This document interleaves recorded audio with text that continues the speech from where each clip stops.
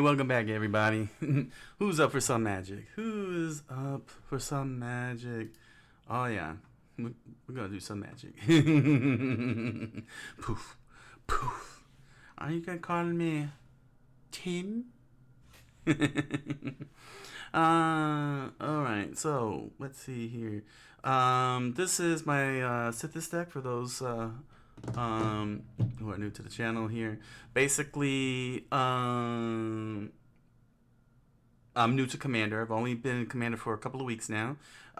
This was my first deck that I built. Originally, it was a Isamaru deck. It was mono white. And I was introduced to this character from the store owner named Sythis. Well, no, sorry. I wasn't introduced to this character. He introduced me to another character. They had this available because I wanted to do green and white, and they had just put this on sale. Just minutes after I got up out of my seat and approached the counter. So I thought this was cool because of the fact that I could draw a card, gain life whenever I play an enchantment spell. So I purchased it, and then the owner hooked me up with Sanctum Weaver, I believe it was it Sanctum Weaver? Yeah, it was Sanctum Weaver to start off, updating this deck with. So I went green and white because I wanted to go green and white. Originally I built it here on this live stream as an Angel and Worm deck, but then I changed my mind and turned it into a Spirit deck because Spirit types are available in green and white, and I felt that was perfect because I don't have to worry about getting mana screwed if saying so. That they became the focus, and I started throwing in a multitude of characters for the whole thing. And I never got a chance to play the latest update last weekend. Hopefully it'll be this weekend. So I bought cards and just did more deep diving and also watching more and more videos, figuring out how I can really optimize this deck and make it very, very, very strong. And this is where I'm at so far. You probably might notice a lot of interestingly new cards, and that's because I bought some packs, including Kamigawa Neon Dynasty, which is a pretty awesome set. I'm a stickler for Japan, you know how this whole channel works. So I was able to get that, and I just started watching more and more videos. The mana curve, because it's been the mana curve in the context of Commander, and I started going through all these little angles with deck building to try and make this deck run awesomely. And so far it's good. I did some mock drawing, and for 3 mock draws in a row I had I net positive on the mana curve. Basically, I was always getting more land drops within my first 5 turns, and was able to play cards very easily, tap for mana and play cards. So it is in a very, very good place. Now I'm working on the synergy side of things, because the synergy is good. At least on paper. At least on paper it's good. But what I'm trying to figure out is how do I want to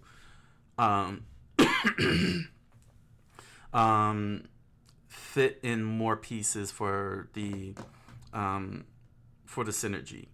And the problem is that it's very hard finding cards because, again, I've been for those of you new, I've been out of MagictheGathering for 13 years. 2010 was when I stopped, Magic 2010.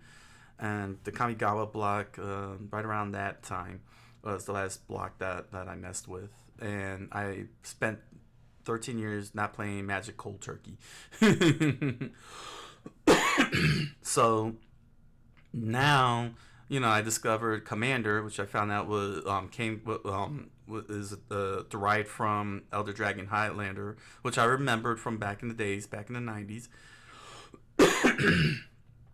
And found out that it was actually codified in 2004, which I didn't know because by then, you know, I was like tapering off of Magic in terms of um, the whole thing. Like it wasn't like it didn't reach my area, my neck of the woods, because I didn't see anybody playing Commander in that sense. um, Also, rest in peace to the father of Commander. Um, let's see here. Here we go. Sheldon Menery. Sheldon Menery. Yeah, rest in peace. I've been seeing a lot of videos cropping up of his passing. He basically they call him the Godfather, the creator of Commander. So basically, from what Wikipedia is saying, was that he basically outlined the format. So basically, he took what was done in Elder Dragon Highlander, and he, you know, improved on the Elder Dragon format and called it Commander. Like he put in, you know, he expanded on what was already established and codified. Um, See, like he said, he expanded the deck size. Like he took what was, you know, the inspiration and everything from Elder Dragon Highlander, and made the format a lot more centralized and codified it into what we play today. Because Elder Dragon didn't have a large deck size, you know, in the sense, or the large health total. So it was yeah, and then he established a rules committee with two other pro tour judges, which to this day acts independently. So of the whole thing. So yeah, rest in peace, and you know. Apparently, you know, from what I've seen in the videos, those who were very, very intimate with him and very personal, you know, this was a guy who cared about the fans. Like he really loved being around fans and playing with fans and enjoying fans. So, yeah, rest in peace, man. You know, that this was a great game design you came up with. You know, from a game designer, fellow game designer to another, that was really awesome. You know, really awesome. So, um to get back to what I was saying, I've been out for 13 years. I found out about Commander a couple of weeks ago. Been watching a lot of videos. Then I started going to the new store, Retro Lotus, which is the sister branch, the sister store to Retro Classics in Somerville. And everybody there's been helping me learn Commander and what to look for and how to improve and everything. So now I'm trying to figure out what I want to do with some of these cards that I've been really interested in playing. You know, to put into the deck here. So here's how Sythis, my Sythis deck work. Um, it's all about the enchantments, okay, because that's what Sythis is about, and she gives you life and card draw. So the life game that she gives for playing enchantments, I leaned into that, and I'm playing with spirits and cards that do life gaining, as well as some creatures that do life linking. Then let's see here, that do life linking. Now, because I'm using spirit types, I'm kind of also doing you know, heavy hitting, especially for the life links, you know, for life linking and so on, because I have Windbrisk Raptor, which lets all of my creatures that attack, to have life link for that attack. So the whole point is to be able to just, you know, do damage to my opponent, gain life back. So I got all the life, you know, I got a lot of life gaining things, but I also supplemented it with +1/+1 counters and other buffs. But the +1/+1 counters are the primary focus, with the help of let me get this out, with this enchantment. Where are you at? Hardened Scales. I got lucky and came across and got Hardened Scales.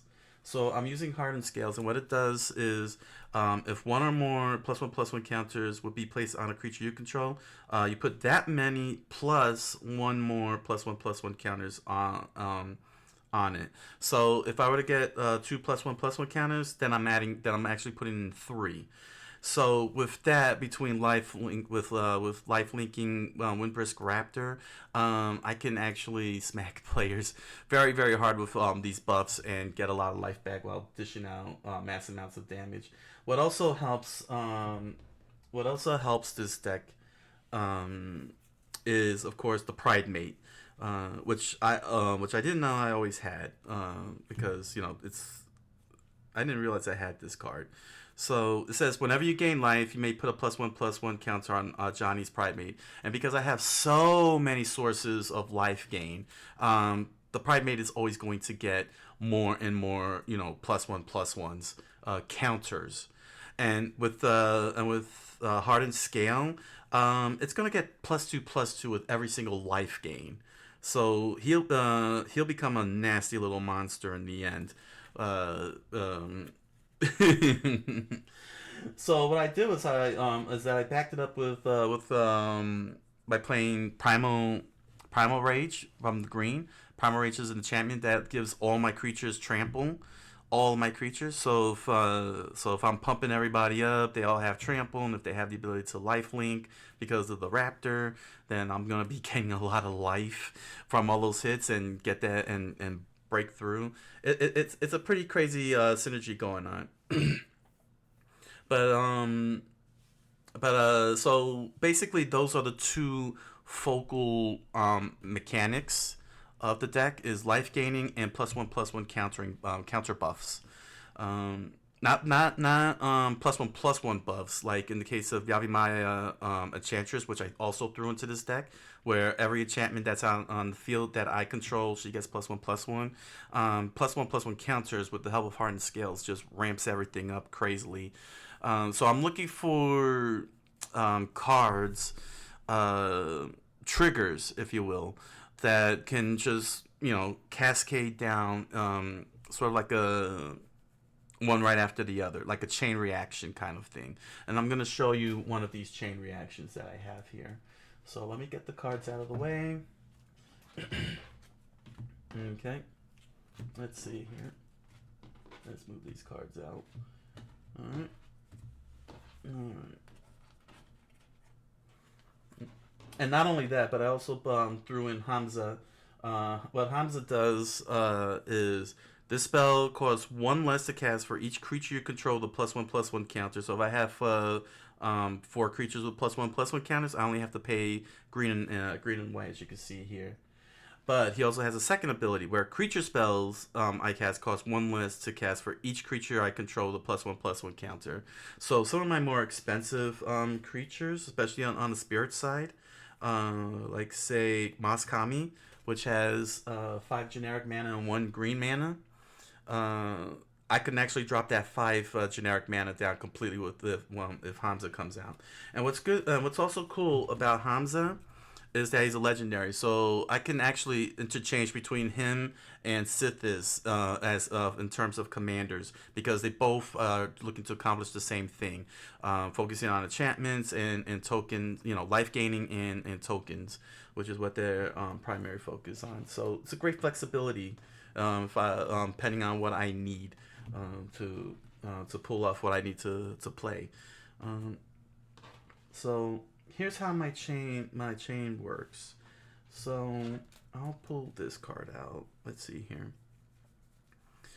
It's a little weird, but I have Braidwood Cup, which lets me tap and gain 1 life. So when that happens, let's see here. Disenchantment triggers first.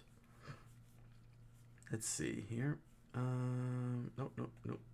Moonlit Wait. Nope. Let's see here. No, not this one. It's when I gain a life. What is it? Oh, yeah. Here we are. Here we go. A Johnny's Presence kicks in which then I get a +1/+1. which then triggers hardened scale, just like that. So so basically this is the one sample of a synergy. So I tap, I gain 1 life, I put a +1/+1 counter, hardened scale kicks in, I get another +1/+1 counter on a Johnny. Now another way I can do this. Let's say. Now these are till end of turns, right? Right. So let me see here. I could give a better example here. Yeah. Okay. So let's say I have this card, and where is the Moonlit Wake? Here we go. All right. So another way I could do this is I can, if I have Kami of Ancient Law, which says sacrifice an Ancient Law, Kami of Ancient Law, I get to destroy a target enchantment. Target enchantment? Yeah, I get to destroy a target enchantment. So I send this to the graveyard. Moonlit Wake says that whenever I send a creature to a graveyard, I gain 1 life. So I gain 1 life, which now triggers the Pride Mate, in which I get a +1/+1 counter, which then triggers the hardened scale, in which I get another +1/+1.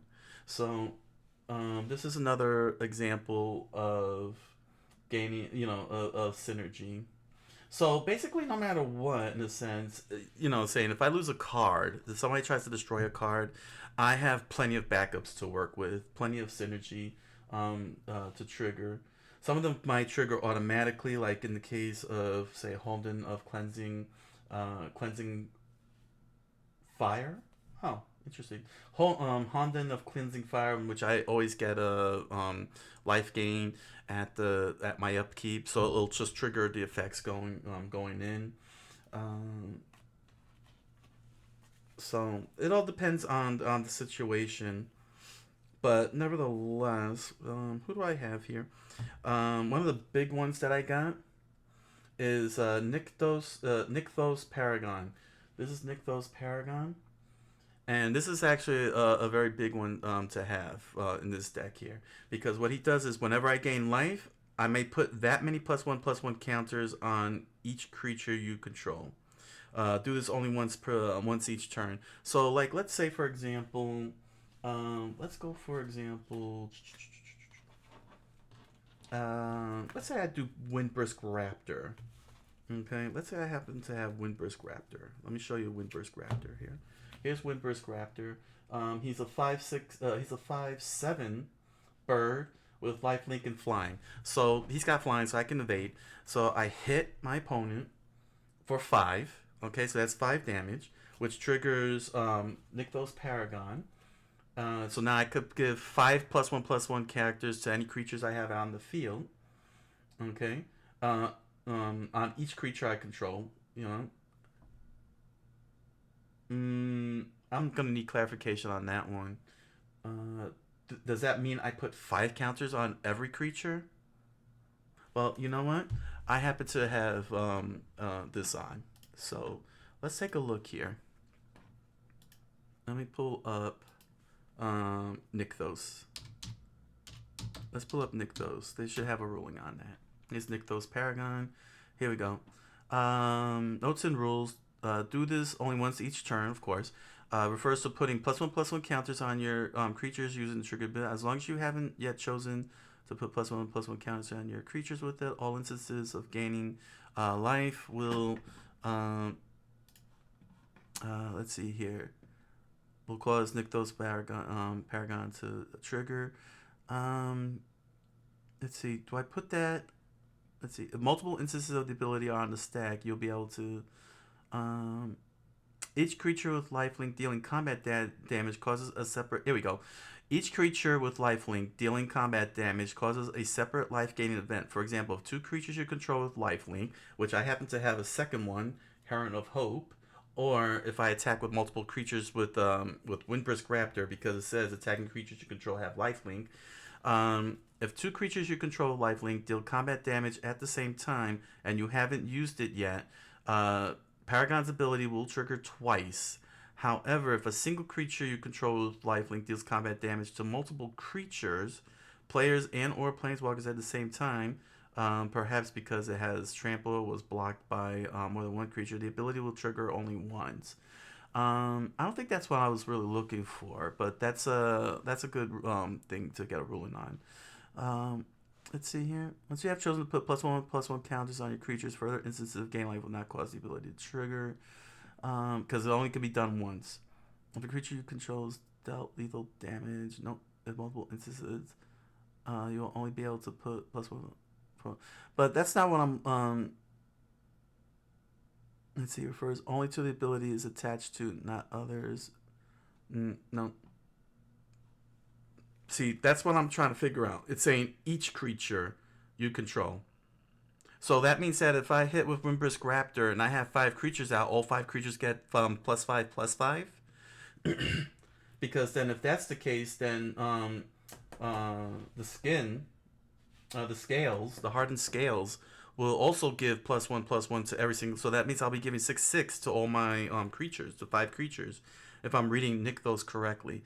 I wish they would have had that explanation on there. But you know what?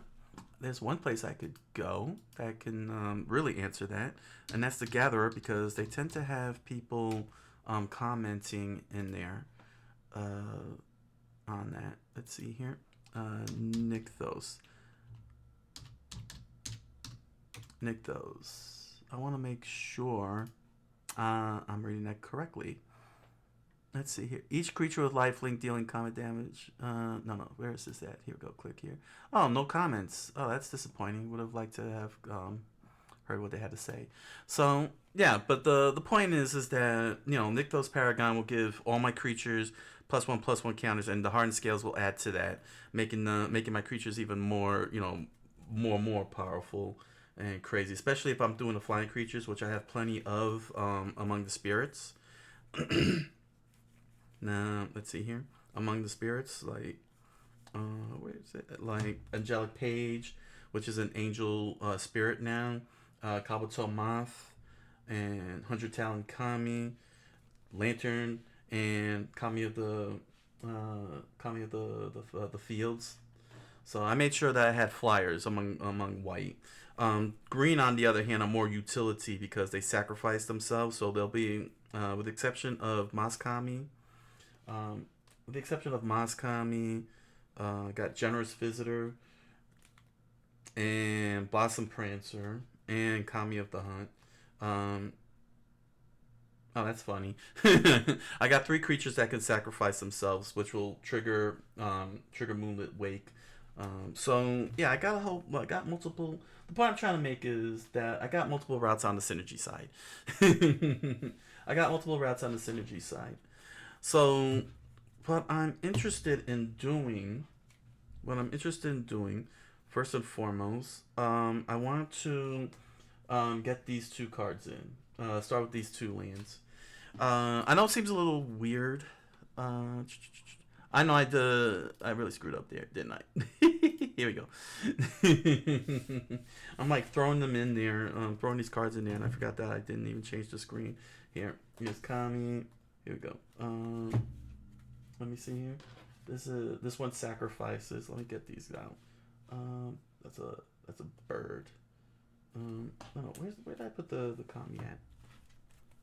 Here, let me show you Let me show you all the Kami I got. All the spirits. Here's the Burr. Here's Root Runner. Child of Thorns. Okay, along with Kami of Ancient Law. They sacrifice. Those guys sacrifice, and then here are the flyers. I got 5 flyers here. I got Kami of Palace Field. Here we go. One right after the other. These guys flying. I made sure they were flyers. So that's the whole point. Is I got the flyers here.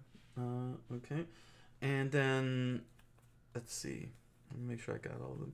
I'm running 12 spirits, 6 white, 6 green. 6 white, 6 green.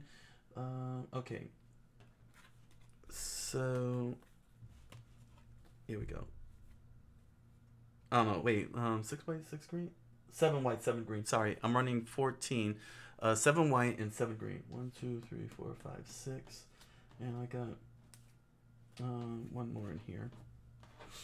So it's supposed to be 7 white, 7 green. 14 of these creatures.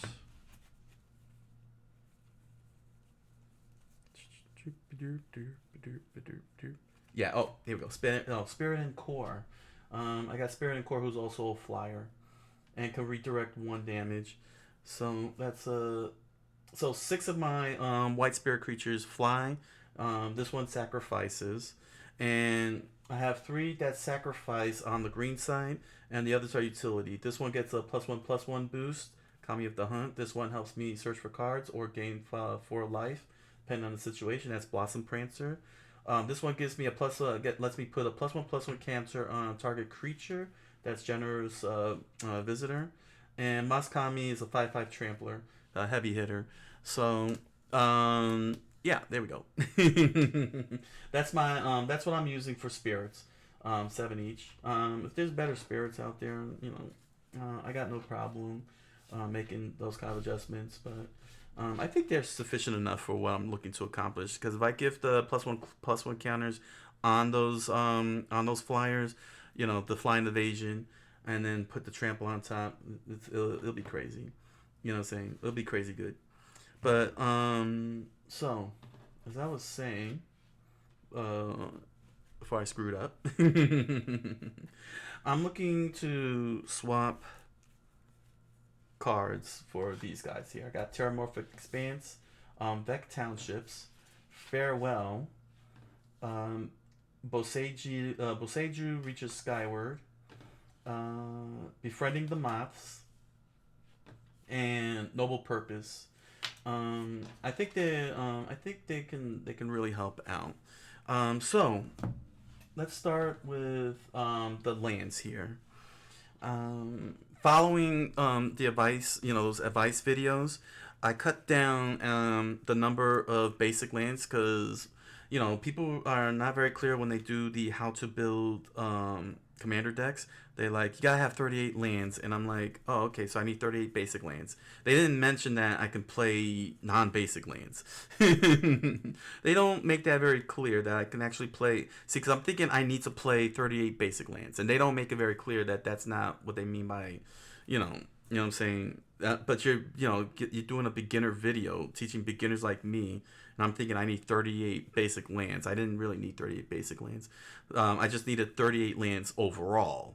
So I cut the number of basic lands down to 12 forests and 12 plains.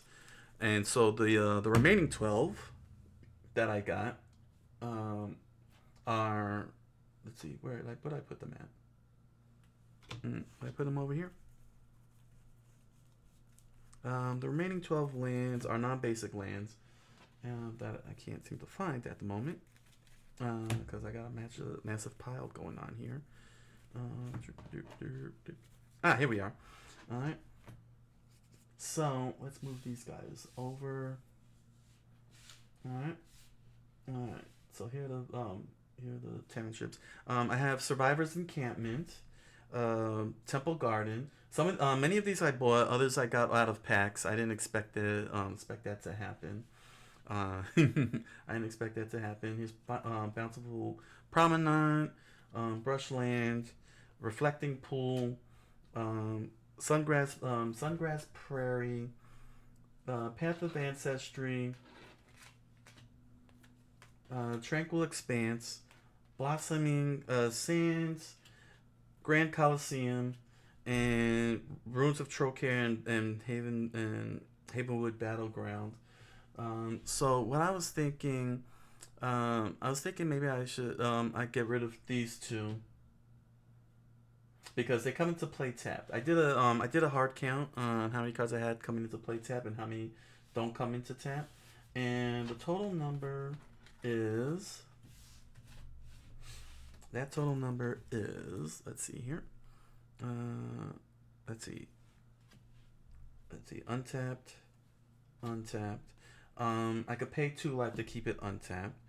This is a commander deck, so this comes into play untapped. Untapped. Reflecting Pool is untapped. And Sungrass Prairie comes out untapped. Let's see here. So I have one, 2, 3, 4, 5, 6.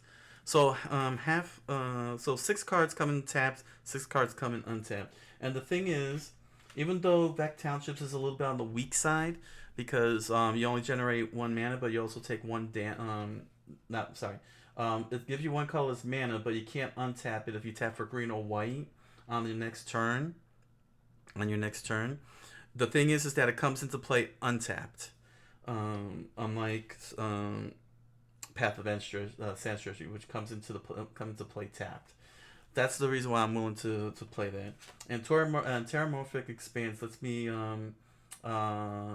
search for a land card and put it into play immediately. So it helps with deck thinning and searching, prevent any bad draw. So I'm thinking about putting. So I think I'm gonna put them in, which I'm probably gonna do now anyway. That's what I'm gonna do, is put them in place of Havenwood Battleground and Ruins of Trocaire. So this way I can have lands that come in untapped, and I could be able to do something with them. I'm hoping to find better lands than Beck Township. Honestly, for 1 green, I'm sure there's one out there somewhere, so that way I won't have to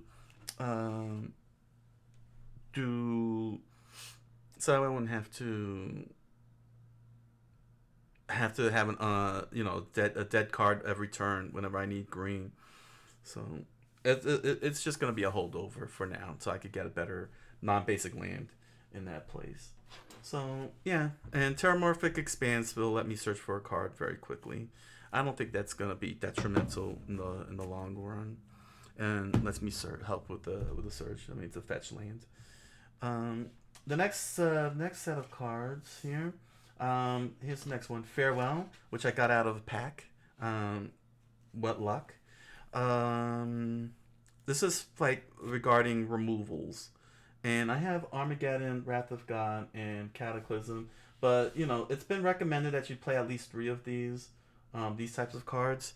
Honestly, I feel like what's great about these 3, Cataclysm, Wrath of God, and Armageddon, is that they cost 4 mana, whereas Farewell cost 6 mana to play. But I was thinking of sacking both of these cards and just play Farewell and Cataclysm rather than one or the other. I mean, maybe I could throw in the 4th one, throw Farewell in as a 4th. But the only reason why I'm really more interested in just playing these 2 is because they also attack artifacts and enchantments. They target artifacts and enchantments, whereas Wrath of God only destroys creatures, and Armageddon deals with lands exclusively. I'd rather have a total board wipe rather than a partial board wipe. So in that instance, it leaves me space for 1 more. So I don't know what else I can throw in there in terms of mass destruction. Green, there's Tranquility, which destroys all enchantments, but I don't want to destroy all enchantments. I'm not really at that point. I don't know if it's a smart idea or a bad idea, because I don't want to lose my enchantments, which is supposed to be the whole point. There's Kirtar's Revenge, which destroys all creatures outright. But if I have Threshold, I get 2 spirit creature tokens in there, which is beneficial since I'm playing spirit types. But I would need a Threshold to pull that off. So I don't know how I want to go about this. What's good about Farewell is that I don't have to choose enchantments. I could just bury the artifacts, the creatures in the graveyards. But and with Cataclysm, I'm still gonna be left with an enchantment. Saying after all the sacrifices. So if that's the case, then that really leaves me an opening to play Noble Purpose, which is what I wanted to add into my deck. Whenever a creature you control deals combat damage, you gain that much life. So if I were to play this card with Windburst Raptor,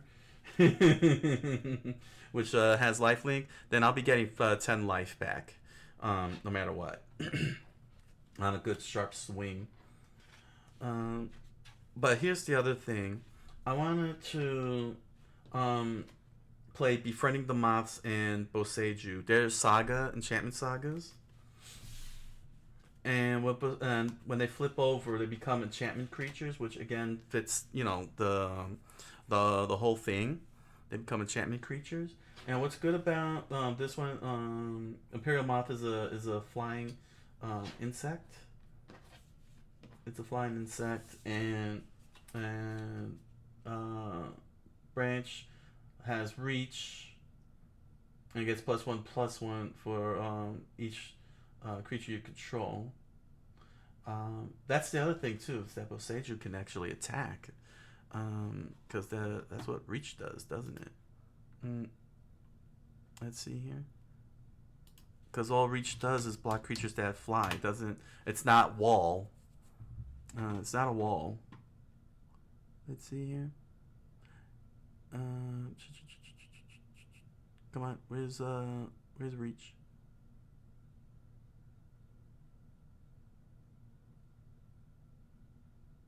I'm just looking up reach here.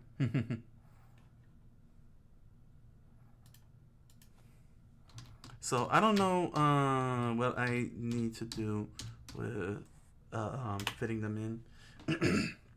Here we go. Reach. Yeah, this creature can block as though it had flying. That's pretty much all it does, which is cool.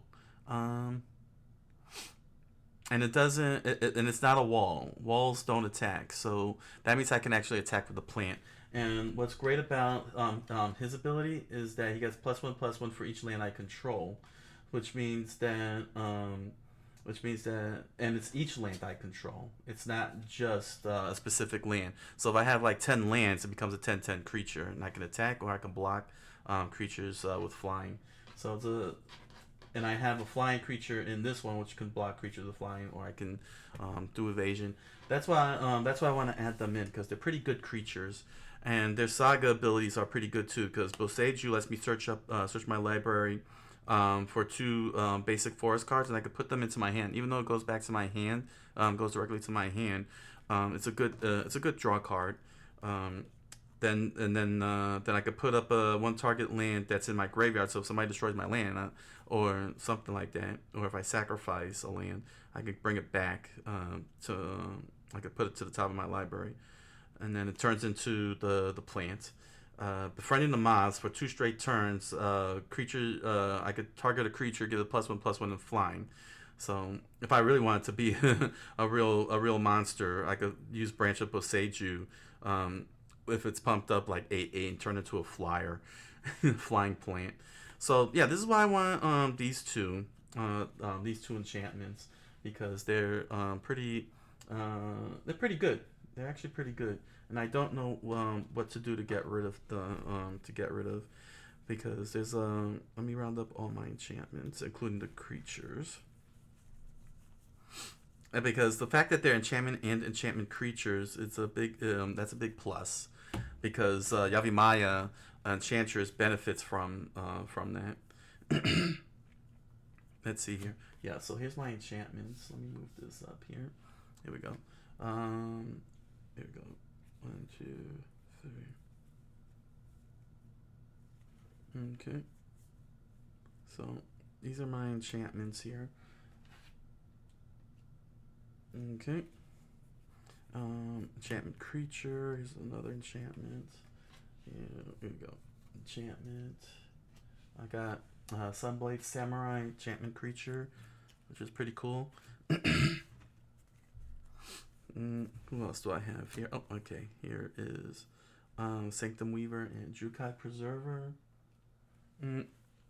I may ultimately end up dropping these snake creatures, even though they manipulate +1/+1 tokens. If I can find something cool or good.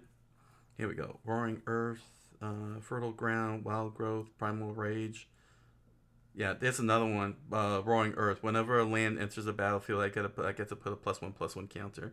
So I got plenty of sources, but depending on various situations, to get the +1/+1. He's an enchantment creature, and she's an enchantment creature as well. So here we go. Oh, and now that I'm throwing in Noble Purpose, this is also an enchantment creature. An enchantment. What else do I have here? Yeah, that's all my enchantments. I got a whole ton of them, but I like the idea of being able to turn them into enchantment creatures. So I don't know how I should go about it. If I should drop the samurais, if I should drop the snakes, I'm willing to drop the snakes because they will become creatures. These two enchantments, they will become creatures, and that compensates the low number of creatures I have. Quite honestly, so maybe I might consider doing that. Let's see here. How many creatures do I have overall again?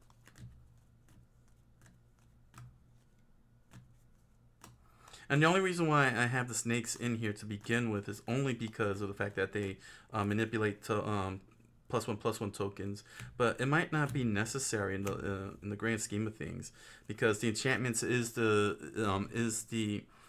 crux of what's allowing Sythis to do what she does, you know. So I think I might do that, because they are creatures still, and they are they do compensate, because they will become creatures after a certain number of turns. Not only that, but they have good, great assistance in terms of. Oh yeah, and I have the elk here. All right. So then, how many creatures do I have? 1, 2, 3, 4, 5, 6, 7, 8, 9, 10, 11. Wait, let me count that again. 1, 2, 3, 4, 5, 6, 7, 8, 9, 10, 11, 12, 13, 14, 15, 16, 17, 18, 19, 20, 21, 22, 23, 24, 25, 26, 27, 28, 29, 30, 31, 32, 33. Oh, wow. So I got 33 creatures. Oh, wow. I'm running 33 creatures. So I guess, yeah, the answer should be yes. I should remove them for the enchantments, because I have plenty enough creatures to work with. So I'm a little disappointed that I'm going to give up these snakes. I thought that their +1/+1 counter manipulation would be good, but I think that's fine to bring that down, and I'll fit in these because they start off as enchantments and then they become creatures, and I have 31 creatures already. So right, because Sythis is gonna sit out because she's the commander. So if I don't include Sythis as being in the deck, 1, 2, 3, 4, 5, 6, 7, 8, 9, 10, 11, 12, 13, 14, 15, 16, 17, 18, 19, 20, 21, 22, 23, 24, 25, 26, 27, 28. 28. There we go. 1, 2, 3. Yeah. 1, 2, 3, 4, 5, 6, 7, 8, 9, 10, 11, 12, 13, 14, 15, 16, 17, 18, 19, 20, 21, 22, 23, 24, 25, 26, 27, 28. So 28 creatures will be in the deck. Sythis will be sitting out because she's the commander. And 28 is a good number. And then that means that I have 2 enchantments. You know, they start off as enchantment sagas. And then they become creatures. So they kind of like bridge the gap between the two. So how many enchantments overall? 1, 2, 3, 4, 5, 6, 7, 8, 9, 10, 11, 12, 13, 14, 15, 16, 17, 18. 18 enchantments. That's actually pretty good. Okay. It looks like I solved it. I solved that altogether. There we go. So, yeah, looks like I fit everything in. I'm still taking a big risk in terms of sweepers because I'm playing 2. But I don't know. Cataclysm and Farewell, I don't know about that, you know. we'll have to see what happens. Also, got my hands on Source to Plowshare, which is pretty cool. That's a pretty rare card. But aside from that, yeah, I think I think this could work. Now I believe it can work because I only need 28 creatures. I don't really need over 30. You know, I'm saying 28 creatures in the deck with Sythis being the 29th as commander, or Hamza or Hazma if I decide to focus on the token manipulation. But okay, so here we go. Here are the lands. All right. So there's still more room for improvement, but let's go through the rundown one more time. I got forests. Let's see here. All right, so I got forests, 12 forests. So now that I got this updated, here is 12 plains. I have Terramorphic Expanse now. Deck Townships, which is a temporary holdover until I can find another card similar to this. You know, saying that can generate white and green. Path of Ancestry. Tranquil Expanse. Blossoming Sands. Grand Coliseum. Sungrass Prairie. Reflecting Pool. Bountiful Promenade. Temple Garden. Brushland. And Survivor's Encampment. So yeah, any land that deals damage to me is irrelevant because this game, this deck, you know, gains life for me, no matter what. Will always gain. I'll always get gain life in some way, shape, or form. Let's see here. All right, so white cards. I have Noble Purpose. Which lets me, there we go, let me put that to the side there. Noble Purpose, which lets me gain life every time I deal damage. Moonlit Wake, whenever a creature goes to the graveyard. Any creature, any creature, not just me, but my opponent's creatures, I gain 1 life. Homden, I get life at the beginning of my upkeep. I get life to Ajani's Mantra, life during my upkeep. Righteous Cause, whenever a creature attacks, you gain 1 life. Keyword, whenever a creature attacks. I'm going to need to look those rulings up because I'm thinking it's just only me alone. I'm not sure it's going to be everybody. Knighthood, all my creatures gain first strike. Befriending the Moths, Enchantment Saga. For 2 turns, my target creatures can get +1/+1 and flying. And then on the 3rd turn, I can turn it into a flying creature. Enchantment type creature. Enchantment creature Sunblade Samurai, which has vigilance, or I can channel and search for a plains card and gain 2 life. Nithko's Paragon, which whenever I gain life, I get put +1/+1 counters on each of my creatures. All of my creatures will get the boost. Windbrisk Raptor, which is flying, and every creature that attacks, every one of my creatures that attacks has lifelink. Soul Attendant and Soul Warden both have the same ability. Whenever another creature enters the battlefield, I gain 1 life for both of those cards. For both of these cards. Heron of Hope, which is flying. Whenever I gain life, I get to add 1 more. Or and I could give Heron of Hope lifelink with a tap of mana. Let's see here. Lantern Kami, which is a flying spirit creature. Spirit and Core, flying spirit creature. Angelic Page, a flying spirit. Oh, and I can redirect 1 damage with the Spirit and Core. Angelic Page, flying target, and I can tap to give an attacking or blocking creature +1/+1. Kami of the Palace Fields, which has flying first strike, and Soul Shift 5, in which I can retrieve a spirit type creature with 5 or less mana. Kabuto Moth, flying, and target creature gets +1/+2 until end of turn on the tap. Kami of Ancient Law, I can sacrifice and destroy an enchantment. 100 Talon Kami, which has flying and Soul Shift 4, so I can search for spirit creatures in the graveyard with 4 or less mana and bring it to my hand. a Johnny's Pride Mate, in which I gain life and put that many. Sorry, not that many. I just put a +1/+1 counter from each source. From each source that I gain life, I put a +1/+1 counter. So let's see. Is that all of the white cards? Let's see. Here we are.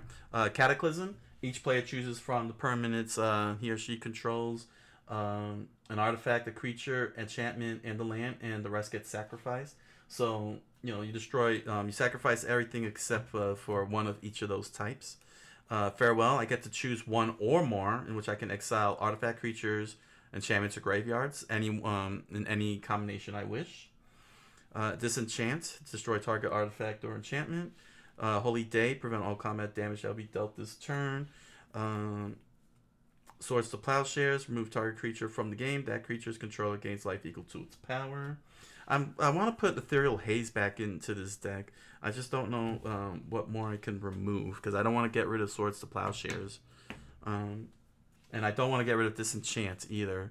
Let's see here. So on the greens, we got Rampant Growth. Search my library for a basic land.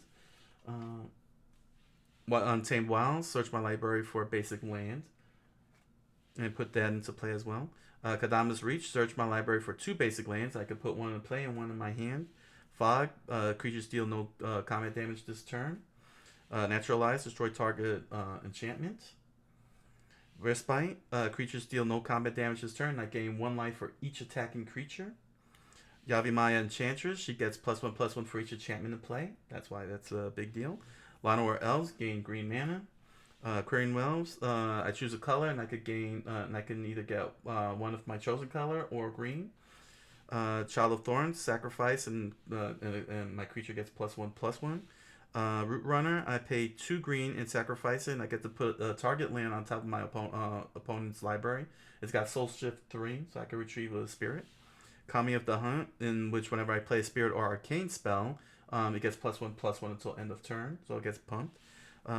Blossom Prancer, in which I could look at the top 5 cards and reveal an enchantment and put the rest in the bottom of my library in any order, or I can gain 4 life if I don't use that effect. If the effect fails. That's what it means? Right. If the effect fails and I didn't put a card in my hand, I gain 4 life instead. Generous Visitor, for every enchantment spell I cast, I get a +1/+1 counter on a target creature. Berg Rafter, I could sacrifice it and give +2/+2 to a creature till the end of the turn. Moskami, straightforward 5/5 Trampler. Primal Rage, all my creatures have trample. Wild Growth, I could tap for additional mana. Fertile Ground, I could tap for additional mana of any color. Roaring Earth, whenever a land enters the battlefield under my control, I put a +1/+1 counter on a target creature or vehicle I control. It has Channel, which I could put in which I discard the card and I put X +1/+1 counters on target land I control. Becomes a 0/0 green target creature with haste, and it's still a land. Hardened Scales, if one or more +1/+1 counters are put on a creature, I get to add 1 more +1/+1 counter. Boseiju, I get to search for 2 basic forest cards and put them in my hand. Second turn, I could retrieve a land in my library to my in my graveyard to the library, and then I could turn it into a plant creature. Jukai Preserver, when it enters the battlefield, I get to put a +1/+1 counter on target creature, or I could channel it and put +1/+1 counters on each of up to 2 target creatures I control. Sanctum Weaver, I can add mana of any color where X is the number of enchantments I control. Hamza, Guardian of Arshin, if I have creatures with +1/+1 counters, I get to reduce generic mana. And every creature spell I cast costs 1 generic mana less for each creature I have in play with a +1/+1 counter. I'll put that up there. The artifacts, I have Burnished Heart, where I spend 3 and sacrifice it, and I can search up for 2 basic lands and put them into play tapped. What an amazing card that is, especially for 3 mana. Braywood Cup, tap to gain 1 life. Perfect little switch. Wildfield Border Post, I could pay 1 and return a basic land to play this without paying the mana cost, but it gives me white or green mana when tapped. Sensei's Divining Top, I could look at the top 3 cards, or I could draw a card and put the top on the top of my library. Soul Ring, Worn Power Stone. Worn Power Stone comes into play, and I get to add 2 colorless mana when tapped. Jayamdade's Tome, I get to draw a card pay and tap. MSC Tome, I could draw 2 cards and then choose and discard a card. A card. It doesn't have to be the cards that I draw. It could be any card in my hand. Ashnod's Altar, sacrifice a creature and get 2 mana. Fountain of Youth, I pay mana and tap to gain 1 life. Worm's Touch and Angel's Feather, they both let me gain life whenever a player casts a green spell or a white spell respectively. And of course our commander Sythis, in which whenever I cast an enchantment I gain life and draw a card. So there we go. That is what I got in here so far. I don't know what's going to happen until I actually play. So that is my Magic deck in a nutshell right now. This is my commander deck. I don't know what's going to happen. I probably may end up tweaking it more before Saturday, and hopefully I'll get some playthroughs and such. All right. So this is the end of the Magic segment. Thank you all for joining me. Be sure to comment, like, and subscribe. Comment, like, and subscribe. Comment, like, and subscribe.